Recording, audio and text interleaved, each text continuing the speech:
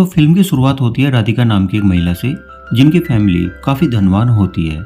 लेकिन कुछ दिनों से उनके घर में कुछ हादसे घट रहे होते हैं, जिससे वो काफ़ी परेशान रहने लगी थी।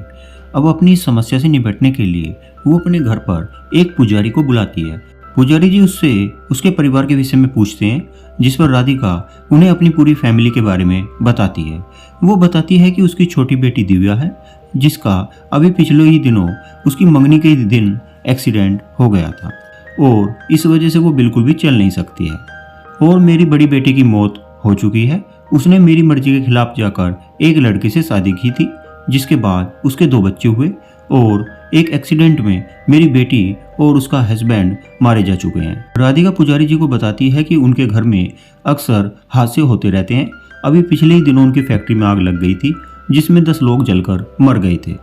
वो किसी भी तरह से अपने परिवार को सुरक्षित करना चाहती है और इसके लिए चाहे उसे कुछ भी करना पड़े। हम जानना चाहते हैं कि हादसे हमारे घर में क्यों हो रहे हैं, जिस पर पुजारी जी बताते हैं कि आपके परिवार से आपकी कुलदेवी नाराज है और जहाँ भी आपकी कुलदेवी है वहाँ आपको जाना होगा और दुर्गा अष्टमी के दिन उन्हें पूजा करके मनाना होगा। तुम्हें वहाँ पर जाकर कुलदेवी के मंदिर में 2 दीपक जलाने होंगे, तभी आपके ये सारे संकट दूर हो सकते हैं। अब पुजारी जी आगे बताते हैं कि इस पूजा पाठ को करने के लिए आपकी पूरी फैमिली को एक साथ मिलकर अपनी कुलदेवी के मंदिर में जाना होगा। आपके नातियों को भी वहाँ पर पूजा के लिए जाना होगा, जिस पर राधिका बताती है कि उन दोनों बच्चों से हमारा कोई भी नाता नहीं है और ना ही हमने उन्हें कभी भी ढूंढने की कोशिश की है। लेकिन पुजारी जी राधिका से बताते हैं कि अगर आपको अपने परिवार के संकट को दूर करना है तो उन दोनों बच्चों को भी इस पूजा में शामिल करना होगा। तभी हमें उन दोनों बच्चों को दिखाया जाता है, जो कि एक ऑडिटर की कस्टडी में होते हैं। ऑडिटर का एक बेटा पांड्यन नाम का होता है। बच्चे जिसे मामा कहकर बुलाते हैं। दरअसल बच्चे पांड्यन के काफ़ी करीब होते हैं और पांड्यन भी उन्हें बहुत प्यार करता है। एक दिन हम देखते हैं कि कुछ बदमाश गुंडे स्कूल की बस को अपने कब्जे में कर लेते हैं, जिसमें वो 2 बच्चे भी होते हैं। अब जैसे ही गुंडे इन दोनों बच्चों को मारने वाले होते हैं, तभी फिल्म के हीरो पांड्यन की एंट्री वहाँ पर हो जाती है। इसके बाद पांड्यन बदमाशों की खूब पिटाई करता है और सारे बच्चों को यहाँ से बचाकर वो ले जाता है। अब आगे हम देखते हैं राधिका और उसकी फैमिली को, जो कि उस गांव में पहुंच जाते हैं जहां पर उनकी कुलदेवी का मंदिर होता है। अब ये लोग वहां पर रुकने के लिए एक बहुत ही बड़े आलीशान घर को कुछ दिनों के लिए किराए पर ले लेते हैं। वो घर किसी महल से कम नहीं था। अब यहाँ पर पूरा परिवार इकट्ठा हो जाता है। तभी हमें इस महल के ओनर ओटीपी को दिखाया जाता है, जो कि दरअसल खुद ही इस महल से काफ़ी ज़्यादा परेशान रहता है, क्योंकि इस महल में काफ़ी सारे हादसे होते रहते हैं। मकान मालिक भी उस महल को किसी भी तरह से बेचने की फिराक में रहता है। इसके बाद मकान मालिक उनका वेलकम करता है। वो उन्हें महल के विषय में विस्तार से बताता है। वो उन लोगों से बताता है कि आप लोगों को महल के दक्षिणी भाग में नहीं जाना है। वो उनसे झूठ बोलता है कि दरअसल अभी महल के दक्षिणी भाग में कुछ काम चल रहा है, इसीलिए आप वहाँ पर ना जाएं, बाकी जगह आप घूम सकते हैं। अब ये सब कुछ सुनकर राधिका की छोटी बेटी जो होती है उस हिस्से में चली जाती है। तभी उसे वहाँ पर एक लेडीज के गाने की आवाज़ सुनाई देती है। वो डर कर वापस आ जाती है। इसके बाद जब उसकी आंखें खुलती हैं तो वो देखती है बाहर एक लड़की रंगोली बना रही होती है और वो गाना भी गा रही होती है। वो अपना नाम लक्ष्मी बताती है। वो बताती है कि वो महल के पीछे ही रहती है। अब यहाँ पर अगले सीन में हम देखते हैं पांड्यन भी उन दोनों बच्चों को लेकर इस महल में आ जाता है। अब पांड्यन की मुलाकात राधिका और उसकी फैमिली से होती है, जो कि उन लोगों से ठीक से बात नहीं करते हैं।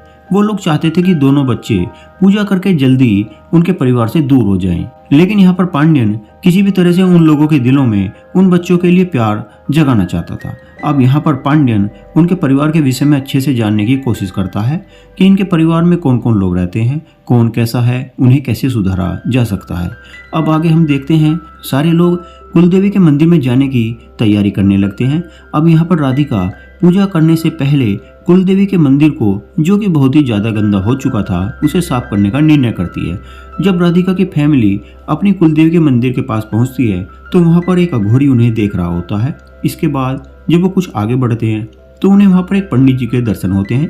पंडित जी उन्हें बताते हैं कि आप इस मंदिर को साफ करवाने की कभी भी कोशिश मत करना, क्योंकि अगर आपने इसे साफ करवाने की कोशिश की तो वो सबको मार देगी। लेकिन राधिका पंडित की बातों को नहीं मानती है और अपने कुछ आदमियों को मंदिर की साफ सफाई करने के लिए लगा देती है। इसके बाद राधिका अपने परिवार के साथ वापस राजमहल लौट आती है। वो समझ नहीं पा रही थी कि आखिर पंडित ने उसे ऐसा क्यों बोला। अब हमें आगे दिखाया जाता है लक्ष्मी की पांड्यन से अच्छी जान पहचान हो जाती है और वो उसे महल दिखाने के लिए बुला लेता है। दोनों महल देखने के लिए उसी दक्षिणी भाग में चले जाते हैं। तभी दोनों को वहां पर एक महिला के गाने की आवाज़ सुनाई देती है, जिससे लक्ष्मी डर जाती है और वो दोनों वहां से निकल जाते हैं। इसके बाद जब रात होती है तो राधिका के पूरे परिवार को वहां पर कुछ अच्छा महसूस नहीं हो रहा होता है। वहां पर कुछ अजीब व गरीब घटनाएं घटने लगती हैं। तभी हम देखते हैं राधिका के नातिन, जो कि रात के समय काफी डर रहे होते हैं, वो अपनी नानी के साथ सोने के लिए चले जाते हैं। वो अपनी नानी से बोलते हैं कि उनकी माँ बिल्कुल उन्हीं की तरह दिखाई देती थी। बच्चों के राधिका के करीब जाने पर राधिका का भाई उन्हें काफी पीटता है। इस पर पांड्यन उन्हें समझाता है कि अगर वो अपने नातिन के साथ ऐसा करेंगे तो उनकी मरी हुई बेटी को काफी ज्यादा दुख होगा। इनकी माँ ने जो किया उसमें इन दोनों बच्चों की कोई भी गलती नहीं है। अब पांड्यन की इन सारी बातों को सुनकर राधिका का दिल भी पसीज जाता है और वो उन्हें अपना लेती है। उन लोगों द्वारा पांड्यन को भी अपना लिया जाता है। इसके बाद सभी लोग खुश हो रहे होते हैं। तभी हम देखते हैं कि घर का मालिक एक पेंट करने वाले को लेकर आता है। वह बताता है कि आपने सफाई के लिए जिन लोगों को रखा था उनमें से 2 लोगों की मौत हो चुकी है, जिसमें से एक आदमी की मौत करंट लगकर हुई है और दूसरे आदमी की मौत पानी में डूबकर हुई है। वो आदमी राधिका से कहता है कि मेरा सुझाव है कि आप उस मंदिर की साफ सफाई करने का निर्णय बदल दें और आप जहाँ से आए हैं वापस वहीं पर चले जाएं। अगले दिन राधिका फिर से पंडित जी से मिलने के लिए जाती है।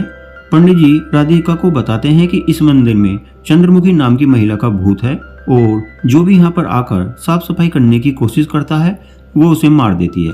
वो बताता है कि आपने जिन लोगों को काम पर लगाया था उनमें से 2 लोगों की मौत हो चुकी है और बाकी वहां से भाग चुके हैं। ये सब सुनकर पांड्यन आगे आता है। वो ठान लेता है कि वो मंदिर की साफ सफाई अब खुद ही करेगा।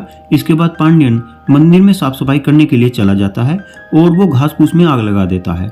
आग लगने पर मंदिर के अंदर रोशनी चली जाती है, जिससे कि चंद्रमुखी की आत्मा तड़पने लगती है। इसके बाद पांड्यन को वही अघोरी बाबा दिखाई देते हैं। अघोरी बाबा पांड्यन से कहते हैं, तुम ही वो इंसान हो जो उसी नक्षत्र और उसी राशि में पैदा हुए हो जिसमें राजा वेटियन पैदा हुआ था। अघोरी बाबा पांड्यन से कहते हैं कि तुम ही यहाँ पर सब कुछ ठीक कर सकते हो, लेकिन तुम्हें काफी सतर्क रहना होगा क्योंकि चंद्रमुखी की आत्मा जाग चुकी है और अब महल में रह रहे किसी भी आदमी पर कभी भी कोई भी बड़ी मुसीबत आ सकती है। पांड्यन घर पर आता है और मंदिर में घट रही सारी बातों को वो उन लोगों से बताता है। वहीं पर सारे लोग महल में घट रही घटनाओं को पांड्यन से बताते हैं। इसके बाद वो स्वामी जी को महल में ही बुला लेते हैं और उनके साथ घट रही सारी बातों से स्वामी जी को भी वो अवगत कराते हैं। अब यहाँ पर महल का मालिक भी उन लोगों को पुरानी सारी बातें बताने लगता है। वो बताता है कि महल का दक्षिणी भाग का जो कमरा है वो पिछले 17 सालों से बंद है। उसने डर के मारे कभी उसे खोला ही नहीं है। घर का मालिक उन्हें पुरानी सारी कहानी बताता है। ओटीपी यहाँ पर सभी को चंद्रमुखी की स्टोरी बताता है। वो बताता है कि बहुत साल पहले यहाँ पर चंद्रमुखी का राज हुआ करता था, लेकिन एक दिन उसके राज्य पर दूसरे राजा ने हमला कर दिया और चंद्रमुखी के राज्य को जीत लिया। तभी उसकी नजर चंद्रमुखी पर पड़ती है, जिससे वो अंदर ही अंदर उसे प्यार करने लगता है। चंद्रमुखी राजा से अपनी जान बचाने के लिए वहां से भाग जाती है। राजा का एक भरोसेमंद सिपाही वेट्या होता है, जिसे वो आदेश देता है कि वो तुरंत चंद्रमुखी को उसके पास लेकर आए। अब ये सब सुनने के बाद वेट्या चंद्रमुखी को लेने के लिए निकल पड़ता है। अब जैसे ही वेंटिया चंद्रमुखी को देखता है वो भी उसके प्यार में पड़ जाता है। वेंटिया भी किसी भी हाल में चंद्रमुखी को पाना चाहता था और इसी वजह से राजा और वेंटिया के बीच में लड़ाई शुरू हो जाती है, जिसमें वेंटिया राजा को मार देता है। चंद्रमुखी वेंटिया को अपने प्रेमी के बारे में बताती है, लेकिन वेंटिया उसकी एक नहीं सुनता है और चंद्रमुखी को कुलदेवी के मंदिर ले जाता है। अब चंद्रमुखी वेंटिया से कहती है कि वो उससे शादी कभी नहीं करेगी, वो केवल अपने प्रेमी से ही शादी करेगी। उसकी इस बात से खफा होकर वेंटिया उसके प्रेमी का गला काट देता है और चंद्रमुखी को जिंदा वो जला देता है। अब चंद्रमुखी के मरने पर वेंटिया दुखी रहने लगता है। उसे अक्सर उसकी याद आती रहती है। चंद्रमुखी के बाद वेंटिया के साथ कुछ अजीबोगरीब घटनाएं घटती रहती हैं। दरअसल चंद्रमुखी की आत्मा वेंटिया को परेशान करती रहती है और एक दिन एक सांप के काटने से वेंटिया की मौत हो जाती है। अब पुजारी जी हवेली में जाकर बताते हैं घर में किसी भी एक सदस्य के अंदर चंद्रमुखी का भूत है। चंद्रमुखी ने उसे पूरी तरह से अपने वश में कर लिया है, इसलिए वो यहाँ पर पूजा करवाते हैं और वह एक गोल सर्कल बनाते हैं, जिसमें पुजारी जी उन सभी लोगों को बारी बारी से उसमें जाने के लिए कहते हैं। अब यहाँ पर आखिर में राधिका की छोटी लड़की दिव्या सर्कल के अंदर जाती है, जिससे हमें पता चलता है कि चंद्रमुखी दिव्या के शरीर के अंदर ही छिपी हुई है और इसी के कारण दिव्या फिर से चलने लगती है। दूसरे दिन सभी लोग महल में पूजा करने के लिए अपनी अपनी गाड़ियों से जाने लगते हैं। इसी दौरान कार ड्राइव कर रही दिव्या के अंदर अचानक से चंद्रमुखी फिर से हावी हो जाती है, यानी चंद्रमुखी उस कार को खाई में गिराने के लिए ढलान पर ले जाती है। तभी चंद्रमुखी को पता चलता है कि वेंटिया भी वापस आ गया है। हम यहाँ पर देख पाते हैं कि पांड्यन एक्चुअल में वेंटियन के सिंहासन पर बैठ गया था, जिससे उसके शरीर में वेंटियन का भूत आ जाता है। अब ये बात उस अघोरी बाबा जी को भी पता चल जाती है और वो अघोरी तुरंत यह बात पंडित जी को भी बता देते हैं। दोनों मिलकर इन लोगों को तैयार होने के लिए बोलते हैं, क्योंकि अब चंद्रमुखी का बदला शुरू हो गया था। अब आगे दुर्गाष्टमी का दिन भी आ जाता है और दिव्या के अंदर चंद्रमुखी की आत्मा फिर से आ जाती है और साथ ही पांड्यन के अंदर भी वेंटिया की आत्मा आ जाती है और दोनों मिलकर आपस में लड़ने लगते हैं। दूसरी तरफ राधिका के परिवार वाले अपनी कुलदेवी की आराधना शुरू कर देते हैं। पांड्यन लड़ते लड़ते एक पर्दे से लिपट जाता है और इसी दौरान चंद्रमुखी की आत्मा उसका गला काट देती है। इसके बाद गुरु जी आकर पांड्यन के शरीर पर मिट्टी का तेल डालकर चंद्रमुखी को उसे जलाने के लिए बोल देते हैं।